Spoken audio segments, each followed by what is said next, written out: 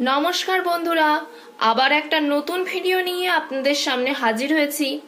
আমাদের চ্যানেলে নতুন হয়ে থাকলে চ্যানেলটিকে সাবস্ক্রাইব করে পাশে থাকা বেল আইকনটিকে প্রেস করে নোটিফিকেশন অল করে রাখবেন, যাতে আমাদের তৈরি করা ভিডিও সবার প্রথমে আপনাদের কাছে পৌঁছে যেতে পারে। চলুন আর কথা না বাড়িয়ে শুরু করা যাক আজ আমাদের রেসিপি মটর পনির। এই মটর পনির বানাতে আমি নিয়েছি, এটা যেহেতু মটর পনির তাই মটর পনিরে মটরশুঁটি আর পনির তো লাগবেই। এই পনির আমার বাড়িতে বানানো, এই বাড়িতে বানানো পনিরের ভিডিও এই ভিডিওর ডেসক্রিপশনে আমি দিয়ে দেব, আপনারা চাইলে ওখান থেকে দেখে নিতে পারেন। পনিরটা আমাদের যেহেতু বাড়িতে বানানো, এটাতে 100 গ্রাম মতন পনির আছে, আমরা ঠিক করে বলতে পারছি না কতটা আছে।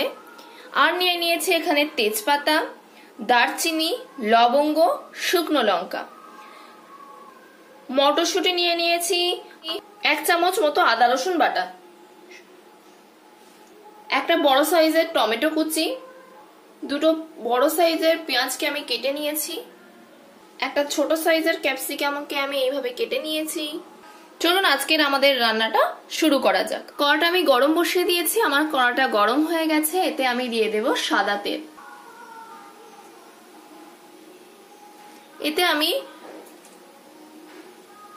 এতে আমি পনিরগুলোকে দিয়ে দেব ভাজার জন্য।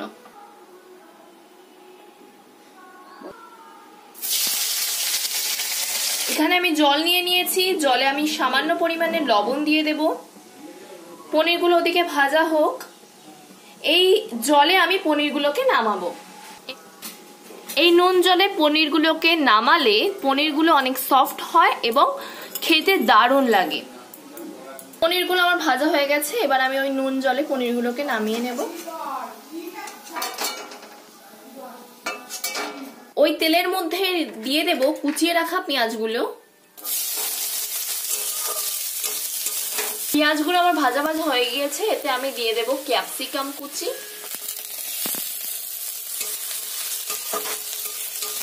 এতে দিয়ে দেব অল্প পরিমাণে লবণ। এতে দিয়ে দেব আদা রসুন বাটা। আদা রসুন আমার ভাজা হয়ে গেছে, এতে দিয়ে দেব টমেটো কুচি। আমার মশলা ভাজা হয়ে গেছে, এবার আমি গ্যাসটাকে অফ করে দেব। মশলাটাকে আমি কিছুক্ষণের জন্য ঠান্ডা করে নেব। মশলাটা আমার ঠান্ডা হয়ে গেছে, এবার মশলাটা আমি একটা ব্লেন্ডারের মধ্যে দিয়ে ব্লেন্ড করে নেব।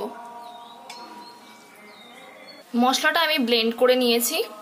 এদিকে আমি কড়াই বসিয়ে দিয়েছি গরম হওয়ার জন্য। কড়াইটা আমার গরম হয়ে গেছে। এখানে আমি অল্প তেল ব্যবহার করছি, যেহেতু মশলাটা তেলে ভাজা ছিল।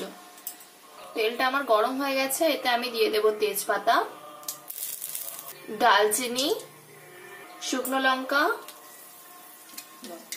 লবঙ্গ। এগুলোকে ভালো করে ভেজে নেব। এগুলো আমার ভাজা হয়ে গেছে, এতে আমি দিয়ে দেব ব্লেন্ড করে রাখা মশলাগুলো। এই মশলাটা খুব ভালো করে কষিয়ে নিতে হবে। এবার এতে দিয়ে দেব মটরশুঁটি। এতে দিয়ে দেব স্বাদ মতো লবণ, দিয়ে দেব হলুদ গুঁড়ো, দিয়ে দেব 1 চামচ জিরে গুঁড়ো, 1 চামচ ধনিয়া গুঁড়ো, দিয়ে দেব কাশ্মীরি লঙ্কা গুঁড়ো। এইসব মশলাগুলোকে দিয়ে ভালো করে নাড়িয়ে নিতে হবে। মশলাগুলো ভালো করে কষানো হয়ে গেলে এতে দিয়ে দিতে হবে 1 চামচ সোয়া সস।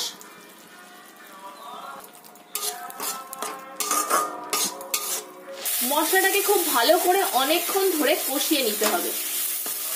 মশলাটা আমার খুব ভালো করে কষানো হয়ে গেছে। এবার জলে ভিজিয়ে রাখা এই পনিরটা আমি ওই মশলার মধ্যে দিয়ে দেব। পনিরের জলগুলো কিন্তু ফেলে দিতে হবে। দেখুন আমি জলগুলোকে ফেলে দিয়েছি, এবার পনিরগুলোকে আমি দিয়ে দেব। পনিরগুলোকে দিয়ে হালকা ভাবে নাড়তে হবে, যাতে পনিরগুলো ভেঙে না যায়। মশলাটা আমার পনির দিয়ে কষানো হয়ে গেছে, এতে আমি দিয়ে দেব সামান্য পরিমাণে জল। জল দিয়ে খুব ভালো করে নাড়িয়ে নেব। এবার ঝোলটাকে আমি ফুটতে দেব। সামান্য পরিমাণে চিনিটা আপনারা আপনাদের স্বাদ মতো দেবেন। এটা আমার প্রায় হয়ে এসছে। এবার নামানোর আগে আমি দিয়ে দেব 1 চামচ গরম মশলা। গরম মশলা দিয়ে ভালো করে নাড়িয়ে নিতে হবে। দেখুন কত সুন্দর গ্রেভি হয়েছে। এবার আমি এটাকে নামিয়ে নেব। আমাদের মটর পনির তৈরি হয়ে গেছে। এটা অনেক সুন্দর খেতে হয়, আপনারা একবার বাড়িতে বানিয়ে দেখতে পারেন। এর অপরূপ টেস্টের কথা আপনারা কোনোদিনও ভুলতে পারবেন না। এটার লুচি, রুটি কিংবা ভাত দিয়েও খেতে পারেন। ভিডিওটা ভালো লাগলে লাইক এবং শেয়ার করে দেবেন এবং কমেন্ট করে জানাবেন আপনাদের মতামত। পরবর্তী ভিডিওতে আপনাদের সাথে আবার দেখা হচ্ছে।